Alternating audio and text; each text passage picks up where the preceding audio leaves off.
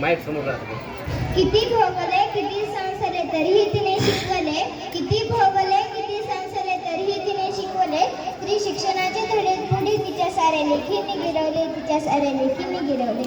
आज मी आपल्या समोर भारताच्या पहिल्या महिला शिक्षिका क्रांतीज्योती सावित्रीबाई फुले यांच्याविषयी माझे मनोगत व्यक्त करणार आहे. तरी तुम्ही शांतचित्ताने ऐकून घ्यावी ही माझी विनंती. सावित्रीबाई फुले यांचा जन्म 3 जानेवारी 1831 मध्ये सातारा जिल्ह्यातील नायगाव येथे झाला. त्यांच्या आईचे नाव लक्ष्मीबाई तर वडिलांचे नाव खंडोजी नवसे पाटील हे होते. त्यांचा विवाह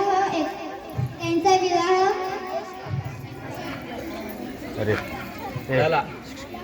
विवाह झाला. काय अभिनय. त्यांचा विवाह पुढचं ते राहू दे. ते वाक्य राहू दे. बरं एवढं बोलून मी माझे 2 शब्द संपवते. ते घे. हां काढ. पेज काढ. त्यांचे विवाह वयाच्या 9व्या वर्षी महात्मा फुलेंशी झाला. बघून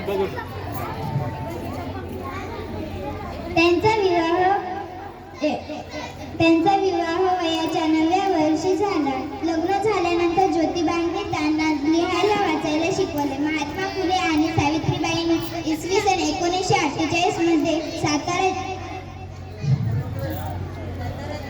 पुण्यातील बुधवार पेठेत मुलींची पहिली शाळा काढली. अशा माऊलीस माझे कोटी कोटी प्रणाम. शिक्षणाच्या स्वर्गाचे जिने उघडले दार, शिक्षणाच्या स्वर्गाचे जिने उघडले दार. तीच सावित्री आज जगाची शिलेदार, तीच सावित्री आज जगाची शिलेदार.